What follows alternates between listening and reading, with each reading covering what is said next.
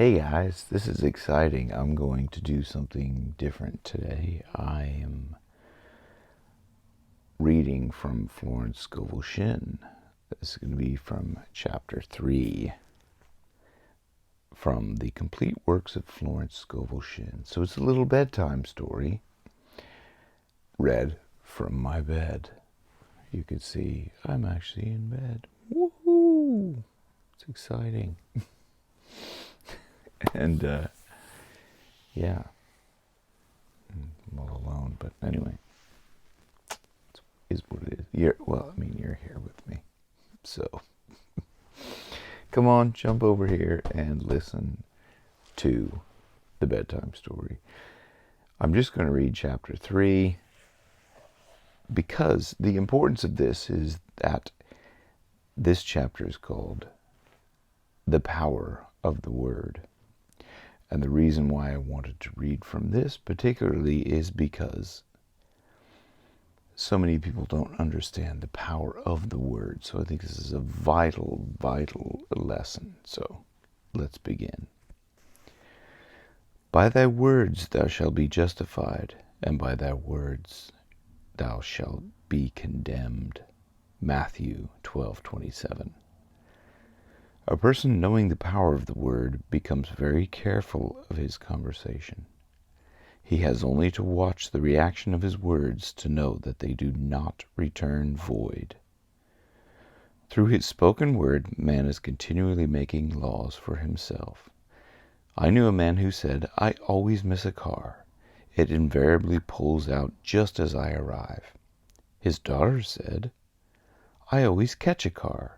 It's sure to come just as I get there." This occurred for years. Each had made a separate law for himself, one of failure, one of success. This is the psychology of superstitions. The horseshoe or rabbit's foot contains no power but man's spoken word and belief that it will bring him good luck, creates expectancy in the subconscious mind, and attracts a lucky situation. I find, however, this will not work when a man has advanced spiritually and knows a higher law. One cannot turn back and must put away graven images. For example, 2 men in my class had a great success in business for several months, when suddenly everything went to smash. We tried to analyze the situation, and I found, instead of making their affirmations and looking to God for success and prosperity, they had each bought a lucky monkey. I said, "Oh, I see you have been trusting in the lucky monkeys instead of God. Put away the lucky monkeys and call on the law of forgiveness, for a man has power to forgive or neutralize his mistakes." They decided to throw the lucky monkeys down a coal hole, and all went well again. This does not mean, however, that one should throw away every lucky ornament or horseshoe about the house, but he must recognize that the power back of it is the one and only power, God, and that the object simply gives him a feeling of expectancy.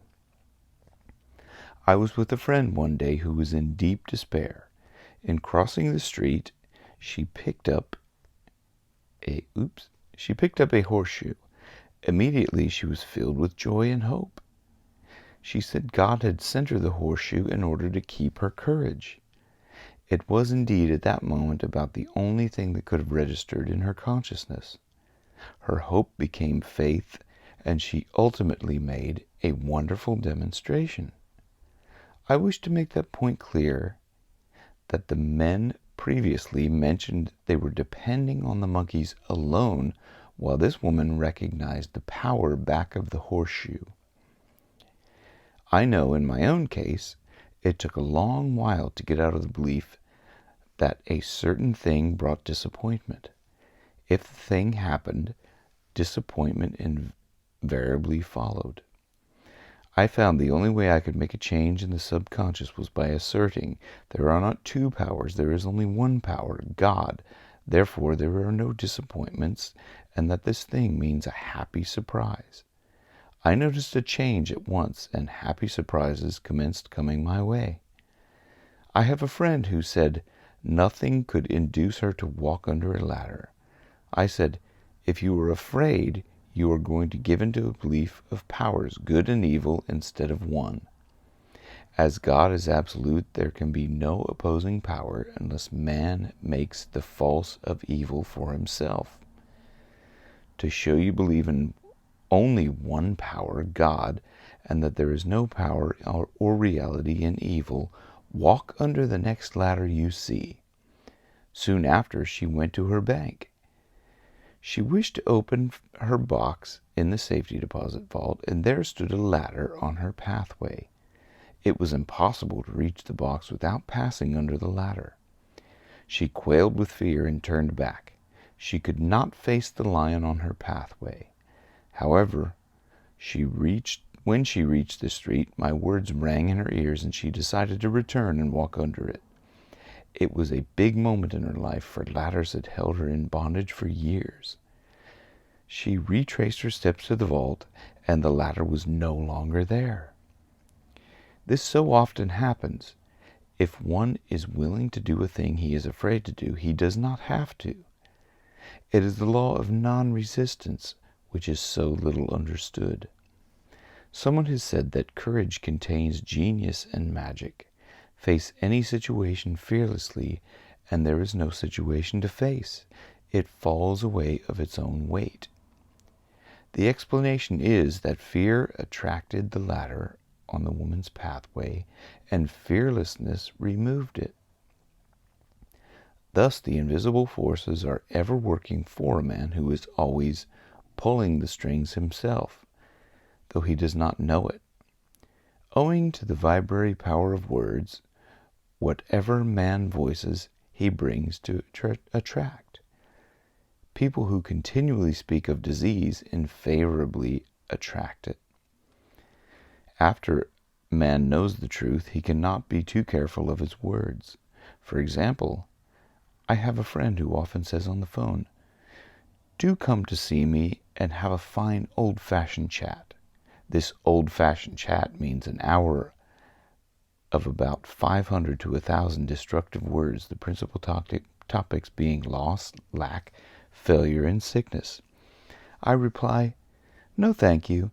I've had enough old chats in my life. They are too expensive, but I will be glad to have a new-fashioned chat and talk about what we want, not what we don't want."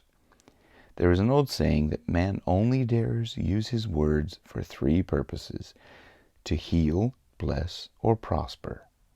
What man says of others will be said of him, and what he wishes for another, he is wishing for himself. Curses like chickens come home to roost.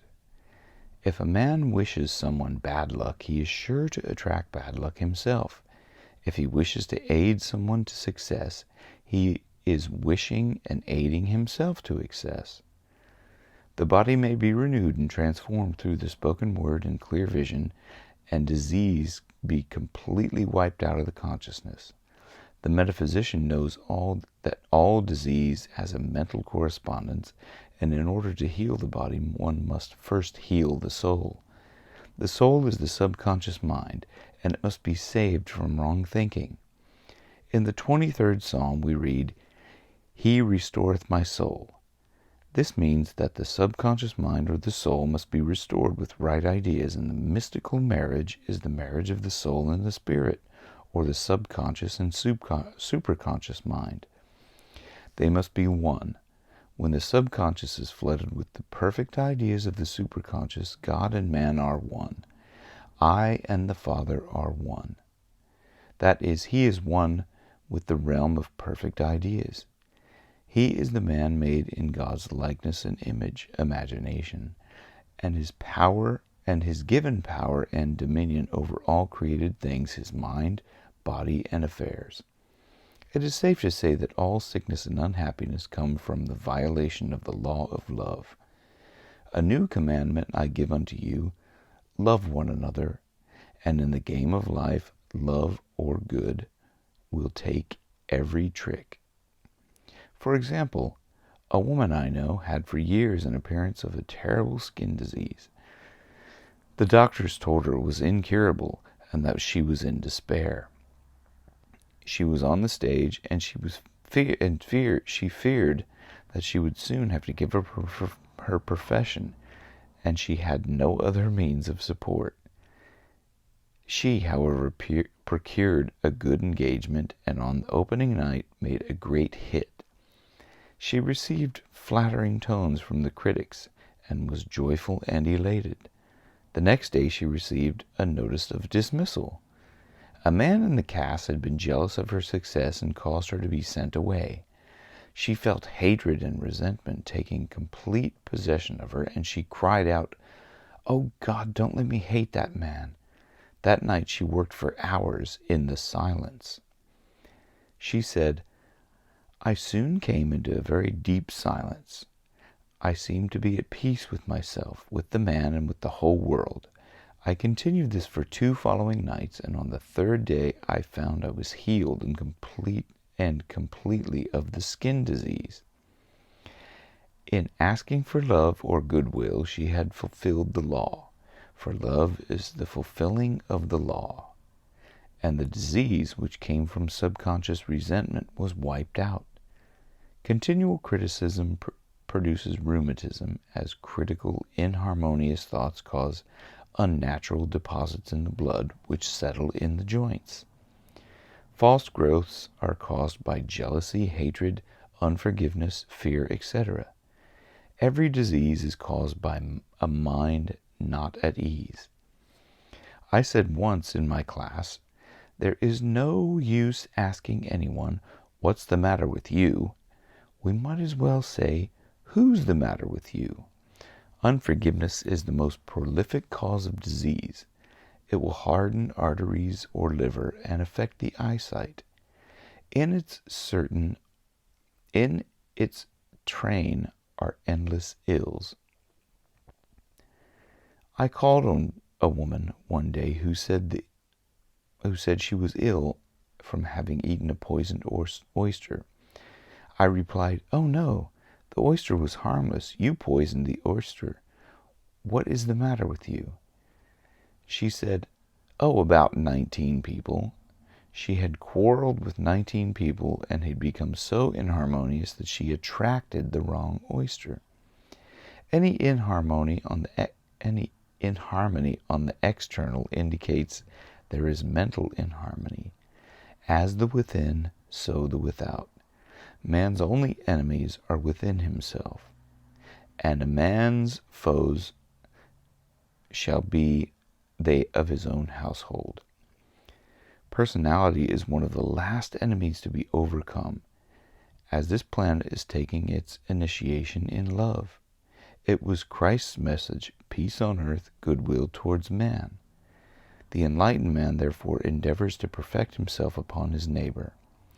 His work is with himself, to send out goodwill and blessings to every man, and to the marvelous thing that if one blesses a man, he has no power to harm him. For example, a man came to me to treat for success in business. He was selling machinery, and a rival appeared on the scene with what he proclaimed was a better machine, and my friend feared defeat. I said, "First of all, we must wipe out all fear and know that God protects your interests, and in the divine idea must come out of the situation. That is, the right machine will be sold by the right man to the right man." And I added, "Don't hold one critical thought towards that man. Bless him all day, and be willing not to sell your machine if it isn't the divine idea." So he went to the meeting, fearless and non-resistant, and blessing the other man. He said the outcome was very remarkable. The other man's machine refused to work, and he sold his without the slightest difficulty.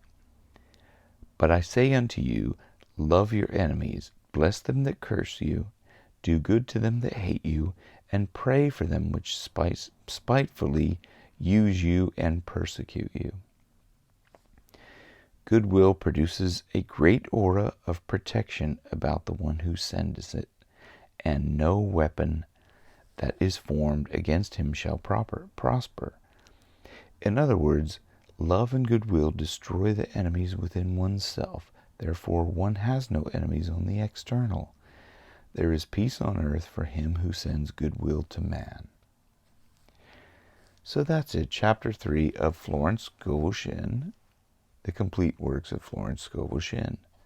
Wow, this was a long video. And yeah, clearly I'm not used to reading aloud. So apologies for the stumbles. And, hopefully you're sleeping by now. So nighty-night. Go to sleep.